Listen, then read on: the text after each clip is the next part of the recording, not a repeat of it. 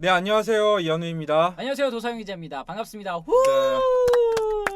오늘은 일단 기쁜 날이에요, 여러모로. 네, 진짜 너무너무 이 메이저리그 종사하는 입장에서 너무 기쁜 날이었어요. 첫째, 류현진 선수의 토론토 이적 후 첫 승. 그래요. 그리고 김광현 선수가 선발 로테이션에 진입했다는 소식.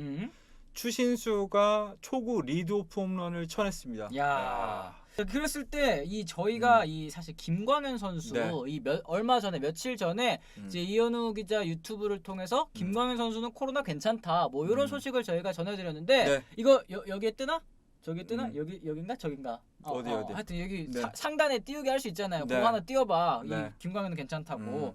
그 영상을 하나 찍어 드렸었는데 네. 이 반면 이 선발진 경쟁자였던 이 마르티네스 카를로스 마르티네스 선수는 또 코로나 확진이라고 뭐 합니다. 코로나 확진이라고는 말을 안 했는데 아무래도 확진인 것 같아요. 그러면서 마르티네스가 빠진 자리에 김광현 선수가 들어가게 됐습니다. 예. 일단은 김광현 선수가 이 기회를 잡을 수 있었던 것도 스프링 캠프 때 성적이 워낙에 또 좋았다는 점. 그렇죠. 그게 제일 우선시 되는 거 아니겠습니까? 네, 선발 등판에서 좋은 모습을 보여줬기 때문에 이런 기회가 올 수가 있었던 거고요.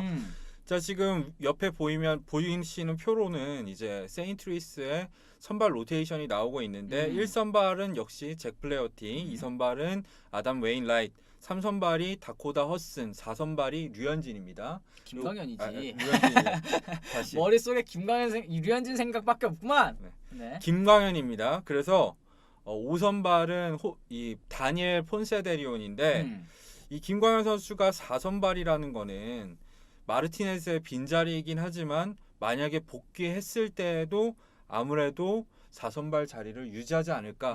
왜냐하면은 유일한 자완 선발 투수이기 때문에 이제부터 선발 투수로서의 김광현의 이 커리어가 시작됐습니다. 그래요. 네. 이 폰세데리온 선수는 일단은 대체 선발로 선발 로테이션에 합류를 그렇죠. 한 거기 때문에 이제 카를로스 마르티네스가 들어오면 요 폰세데리온 선수는 아마 롱렐리프로 좀 가지 않을까 싶습니다. 그랬을 때 얘기해야 될 거는 김광현에게 마무리보다는 선발 투수가 아무래도 더 적합하잖아요. 그렇죠. 어떤 이유가 있을까요? 아무래도 김광현 선수는 프로 생활 내내 선발로 네. 좀 뛰어왔던 선수고 이 본인도 인터뷰를 통해서 말했었잖아요. 이 몸이 선발 루틴에 아주 그냥 절여져 있다. 푹 절여져 있다. 이렇게 얘기를 했었는데 굉장히 징크스가 많더라고요. 그런 거를 다 지키면서 선발 로테이션을 수행해 왔었는데 마무리는 언제 등판해야 될지 모르니까 아무래도 선수가 당황한 모습도 첫 번째 등판에서 보였었고요. 그렇죠. 그랬을 때 선발로 가게 돼서 이제 좀 첫 경기와는 다른 모습을 보여주지 않을까 기대가 됩니다. 그렇습니다. 일단 뭐 이 마무리 체질 혹은 이제 선발 체질 이런 얘기가 있잖아요. 그렇죠. 그러니까 마무리 체질 뭐 오승환 선수 같은 경우에는 이 야구장에 와가지고 한 6회부터 이렇게 마사지 받고 좀 푹 이렇게 쉬다가 나갈 때 되면 또 이렇게 번쩍번쩍해진다고 하더라고요. 그렇죠. 금방 몸이 올라오는 타입이 있고 몸을 푸는데 오래 걸리는 타입이 있는데 김광현은 아무래도 후자인 것 같으니까 그런 면에서 좀 도움이 될 것 같고요. 네. 자, 그래서 11일 피츠버그 전 홈경기죠. 홈경기에 선발 등판이 예정되어 있습니다. 그래요. 일단 이 선발 데뷔전 상대로 이 피츠버그 사실은 좀 이 좋은 상대라고 할 수 있을 것 같아요. 물론 첫 번째 이 세이브 상황 등판에서는 위기 상황을 연출하긴 했었지만 아무래도 피츠버그가 올 시즌에 많이 전력이 좋지 않은 상황이기 때문에 김광현 선수의 데뷔전 상대로는 괜찮다 이렇게 보여집니다. 그래요. 자, 근데 하지만 또 이렇게 방심하다가 이 최고의 투수 커쇼가 방심하다가 어떻게 됐습니까? 방심 페스티벌이 나왔죠. 이 김광현 선수도 잘 준비해서 또 이 첫 승, 이 메이저리그에서 선발 첫 승을 꼭 거뒀으면 좋겠습니다. 그 다음 소식은 추신수 선수의 통산 36번째 리드오프 홈런입니다.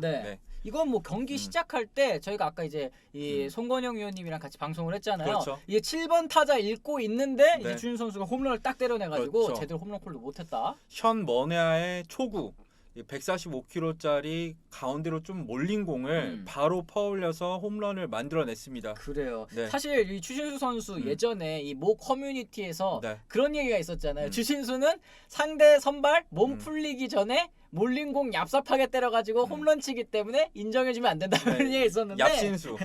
이게 살짝 놀리면서 칭찬의 의미도 있잖아요. 그래요. 네. 네. 오늘 경기에서 제대로 좀 보여줬습니다. 이 얍삽한 모습을 오늘 제대로 보여줬는데 통산 36번째 이거는 현역 공동 1위의 기록입니다. 그래요. 블랙먼과 스프링어도 36개 씩을 때려냈는데 이건 아무래도 최근에 홈런을 많이 치는 1번 타자들이 늘어나면서 생긴 현상인 것 같은데요. 네. 역대 8위가 이치로인데 37개입니다.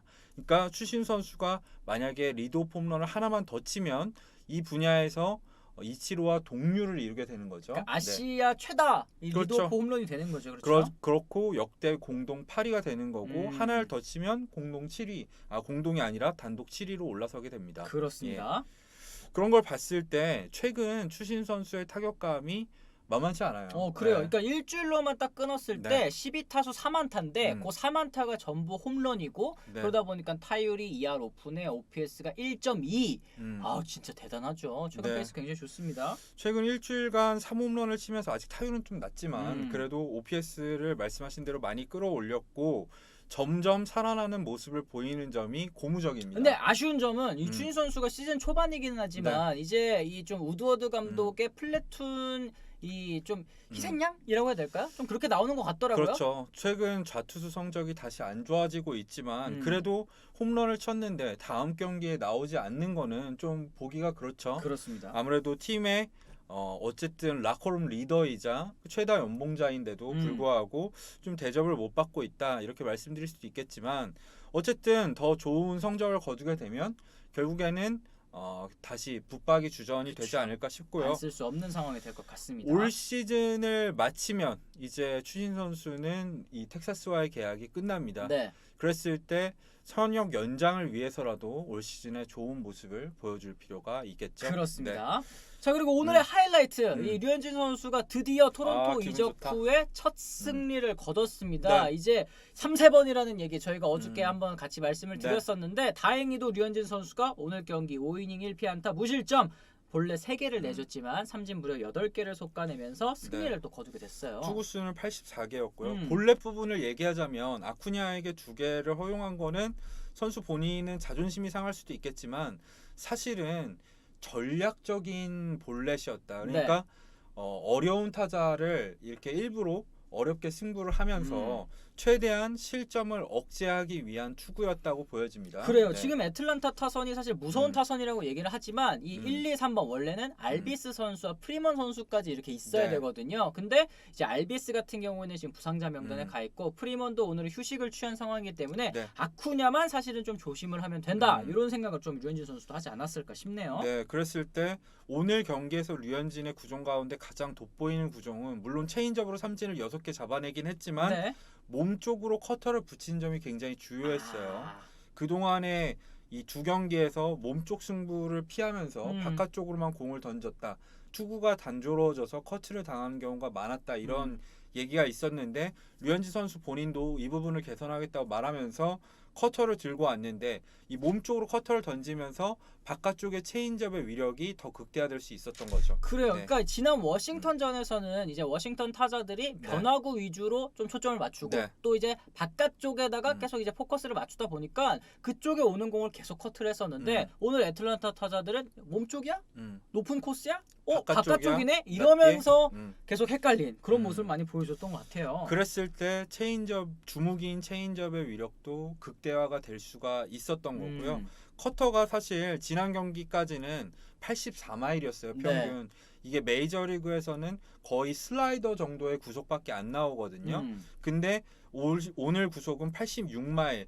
패스트볼이랑 굉장히 흡사해지면서 컷 패스트볼 본연의 위력이 살아날 수 있었다. 이런 말씀도 드릴 수가 있을 것 같아요. 그렇습니다. 그리고 사실은 이 류현진 선수가 앞선 2번의 등판에서는 사실 이 투구수가 많아지면 구속이 확 떨어지는 모습을 보여줘서 많은 분들이 걱정을 하셨잖아요. 오늘 경기에선 좀 스태미너적인 부분도 좀 업그레이드가 됐다. 그런 생각이 좀 들더라고요. 4회, 5회에도 91마일씩을 한 번씩 찍으면서 이제 80개 가까이 던지더라도 구속이 저하되지 않는 모습을 보여줬고요. 그랬을 때 고무적인 거는 지난 등판에서 패스트볼 평균 구속이 88.4마일이었는데 이번 등판에서는 90.03마일. 그러니까 약 1.6마일 2km 정도가 증가를 했다는 점이 고무적이었습니다. 그래요. 이 류현진 선수는 뭐 본인의 인터뷰, 경기 후 인터뷰에서 구속 조금 더 끌어올리기는 해야 된다 이렇게 얘기를 하긴 했지만 지난 경기보다는 확실히 좀 상승한 모습이고 뭐 체인지업이라든지 이 컵 페스티벌 같은 경우에는 페스티벌보다 더 많이 또 올랐잖아요.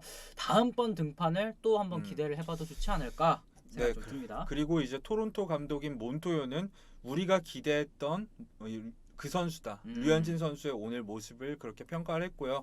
현지 언론도 뭐 체인지업으로 애틀란타 타선을 농락했다. MLB.com이 이런 말을 하기도 했었고 또 이제 토론토 선 이런 매체에서는 류현진 선수의 이런 타자의 밸런스를 무너뜨리는 모습을 굉장히 높게 평가를 했다는 거. 그래요. 저는 제일 기분 좋았었던 평이 이제 스포츠넷 캐나다 쪽에서 나왔던 얘기인데 여기에서 왜 류현진이 4년 8천만 달러의 토론토에 간 투수인지를 보여준 한 판이었다. 돈값 했다는 얘기 아니에요. 그렇죠. 이런 모습을 꾸준히 이어간다면 충분히 4년 8천만 달러라는 돈값을 할 수 있을 것으로 기대가 됩니다. 그래요. 이제 다음번 등판이 마이애미전이더라고요. 그렇죠. 다음 주 12일이었던 것 같은데. 네, 마이애미가 올 시즌 의외로 잘하고 있어요. 아직까지는. 하지만 아무래도 팀의 전력 자체가 그렇게 높은 팀이 아니다 보니까 류현진 선수가 두 경기 연속 호투를 할 수 있지 않을까 기대가 되고요. 그래요. 다음번 등판에서는 이제 이닝도 조금 늘리고 또 이제 투구수도 좀 늘리는 경기까지 되면 또 금상첨화가 아닐까 이런 생각을 좀 합니다. 그래서 오늘은 김광현, 추신수, 류현진 모두 다 좋은 소식이 들리는 하루였는데요. 아마 시청하시는 분들도 비슷한 기분이 아닐까 싶습니다. 그래요. 매일매일 사실 저희가 이 한국인 메이저리거들 이 소식들을 체크를 하지만 이 매일매일 이렇게 좋은 소식만 좀 들렸으면 좋겠다. 이런 생각이 좀 많이 들었어요. 네, 이번 방송은 여기까지고요. 좋아요와 구독 부탁드리겠습니다. 지금까지 시청해 주셔서 감사합니다. 고맙습니다.